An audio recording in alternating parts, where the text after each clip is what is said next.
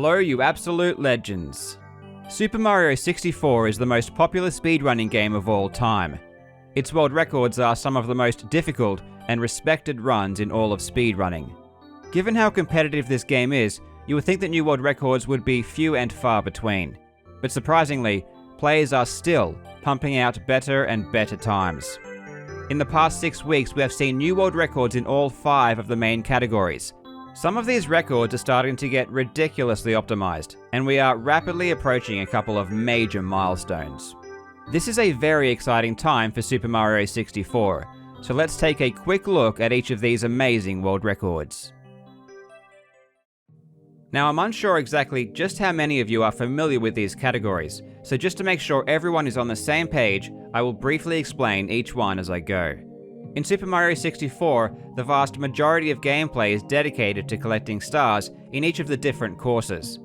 The purpose of the stars is to grant Mario access to more parts of the castle, along with Bowser stages where Mario ultimately faces off with Bowser. The first Bowser stage requires 8 stars. Once Bowser is defeated, we receive a key that gives us access to the castle basement. The second Bowser stage requires 30 stars. After the second Bowser fight, we receive a key that grants Mario access to the upper floors of the castle. A door requiring 50 stars blocks the very top floor, and an endless staircase requiring 70 stars is the barrier to the very final Bowser stage.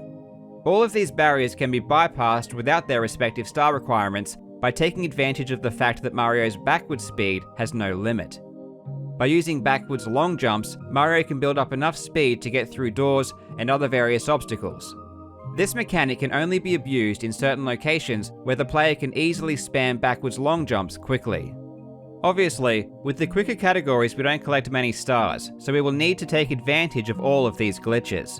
So let's go through them in order from easiest to most difficult. The endless stairs leading to the final Bowser fight is by far the easiest.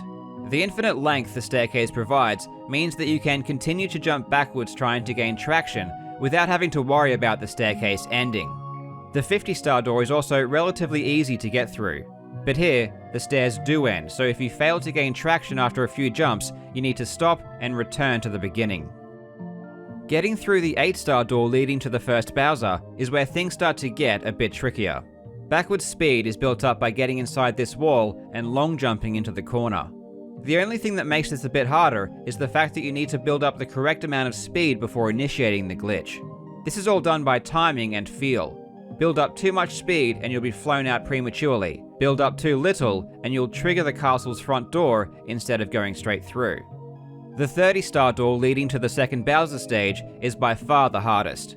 The only way to build up enough speed is to use this tiny staircase. This requires a very precise angle to get enough speed off of the stairs. This trick is way harder than it looks, and there is actually a lot more that goes into the technique than you'd think just by looking at it. There are 2 versions of this glitch. The first, and easiest, is just to get through the 30-star door itself. Once through, a star needs to be collected from Dire Docks before we can get to the second Bowser stage.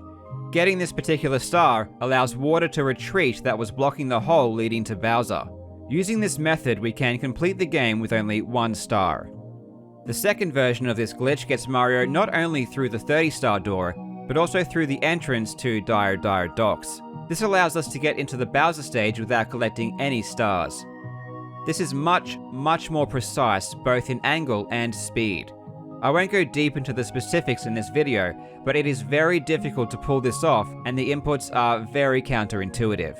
To give you an idea of just how rare this trick is to execute, here is a clip from Games Done Quick in 2015 of it being performed live. Watch the reactions from both the speedrunner, the spectators, and the announcer. Pay attention to the screen on the left. It's ridiculously hard.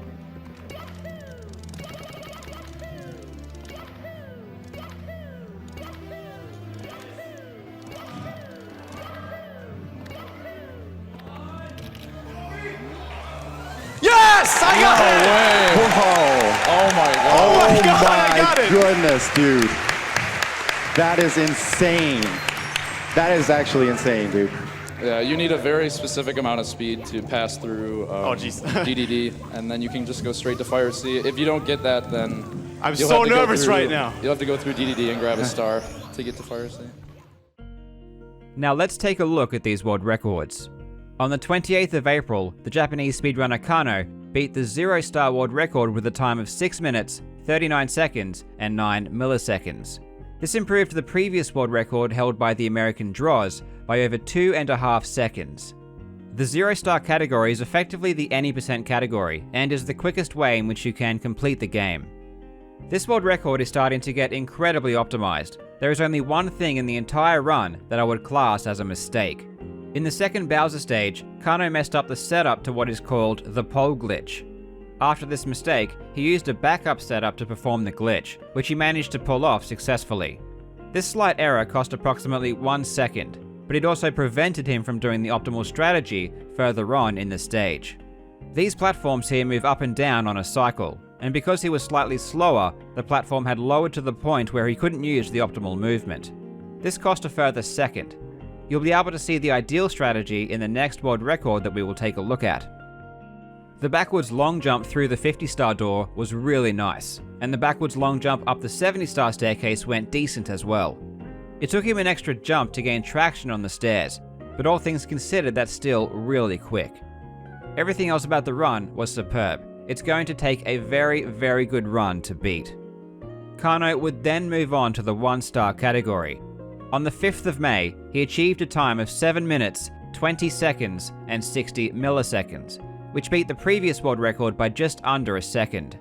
The previous record was also held by Droz, so unfortunately for him, he lost 2 world records in the span of a week. Now the 0-star and 1-star records were held again by a Japanese runner. The reason I bring up their nationalities is because the Japanese really love the shorter categories, and for the longest time they have had a stranglehold over these world records. By looking at these leaderboards, you can see just how much the Japanese dominate these categories. So when the American Droz took both the 0-star and 1-star world records, that was a pretty big deal, and something that hadn't happened since the categories were created. The 1-star world record is starting to get incredibly optimized. The backwards long jump through the 30-star door is much easier, and because of this, players can finish many more runs. So even though the run itself is slightly longer than the 0-star category, the record has been perfected to a larger extent. The only misstep I saw in the run was a slow climb when getting into position for the first glitch of the run, losing approximately 2 seconds.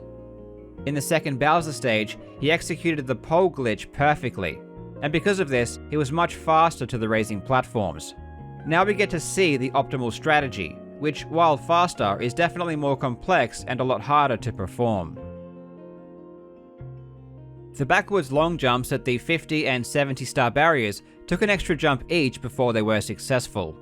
This does cost some time, but it's not really considered a mistake, and it's still really quick. You can play these parts as well as humanly possible and still lose a bunch of time. おい見てろよっしゃ次強いってやるからなしゃあ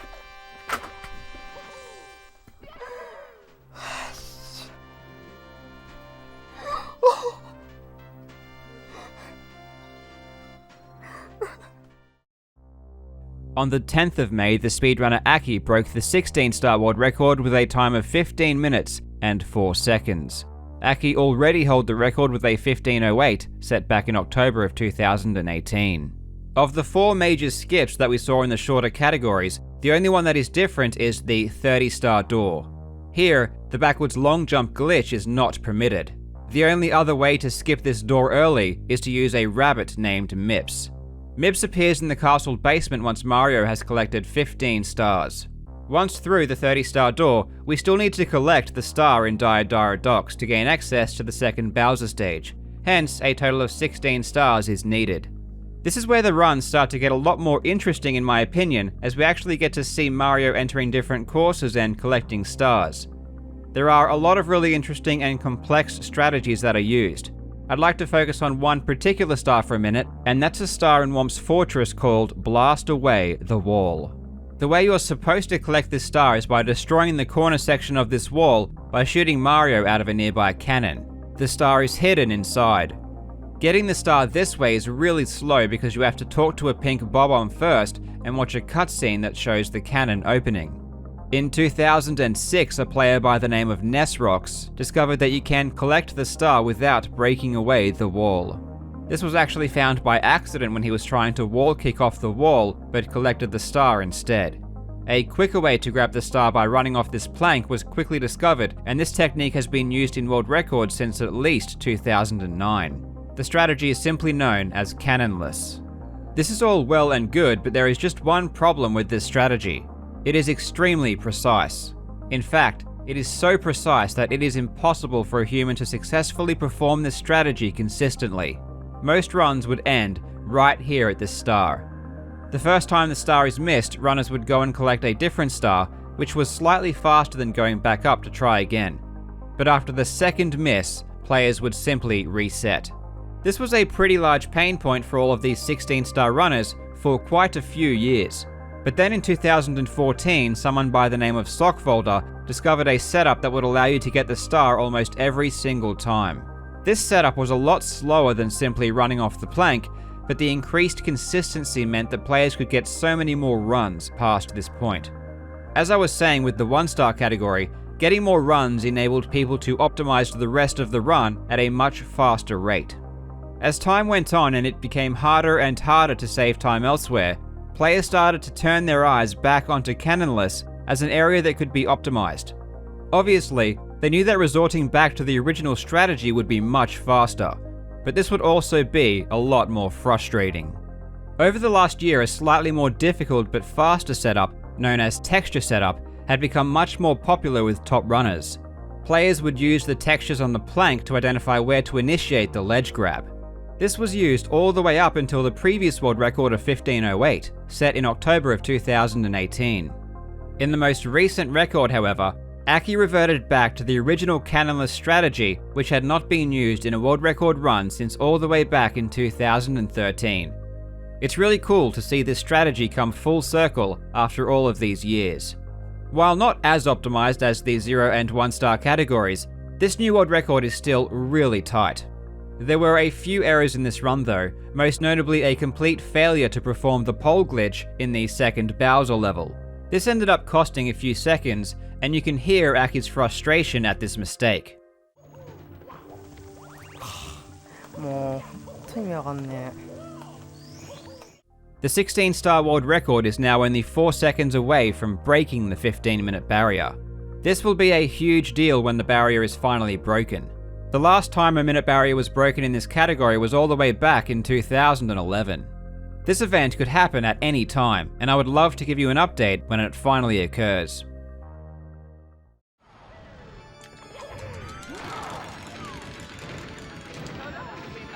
I'm not looking at the timer, but I'm pretty sure that's it. I'm pretty sure. That has to be it. I'm pretty sure I just got it. I'm pretty sure. I swear. I swear I just got it. Let me look at the timer. I fucking got it. I knew it. I knew it. I knew it. I wasn't. I knew I was on World Record phase, but like, I knew it. Yes. On the 18th of May, the speedrunner Punkation beat the 70-star record with a time of 47 minutes and 23 seconds. This beat the previous record held by Targo by 8 seconds, a huge margin. In the 70-star category, players are not allowed to use any of the major skips used in the 0, 1, or 16-star categories. This means that all star requirements must be reached legitimately to pass through doors. 70 stars is the minimum amount of stars you're supposed to collect in standard play to complete the game. Punkay is a veteran of Super Mario 64 and has held the 70-star world record numerous times in the past. The first time being all the way back in 2014. Over the last 6 months, the 70-star category has seen a lot of action. Since October of 2016, new world records were pretty scarce. The category was dominated by the speedrunner Cheese. In October of 2016, he broke the 48-minute barrier for the first time with a 47.56. This would last over a year, until it was beaten again by Cheese in January of 2018. This new record of 47.34 absolutely smashed his previous run and was a crazy skip. For the time, this record was incredible. But since early 2018, players have started to use faster strategies for many of the stars. Generally, optimizations are pretty small, but they do start to add up. One of the larger advancements was a faster way to perform a glitch in the shifting sandlands called Pillarless. It's given this name because it enables you to enter the top of the pyramid without having to stand on top of the 4 pillars surrounding it, which is the normal way of granting access. The original version of Pillarless had been used for years, but in late 2018, a different method found by the speedrunner Tama started to become a lot more prominent in runs. Tama's Pillarless method saves up to 2 seconds, and the glitch is performed twice in the run, allowing for a total save of 4 seconds. It's much harder to perform though, and it took quite a while for top runners to become comfortable using it in their attempts. In February of 2019, the runner Targo beat Cheese's record, which had stood for over a year, with a time of 47:31.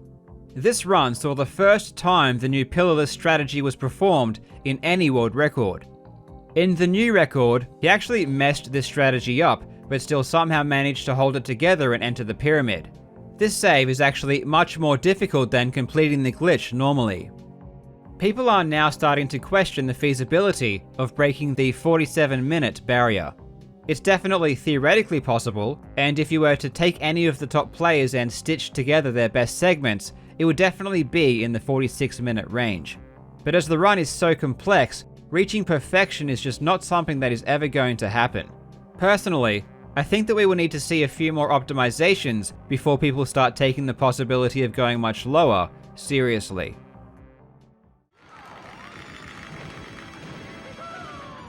I still got it. I still got it, dude! I still fucking got it!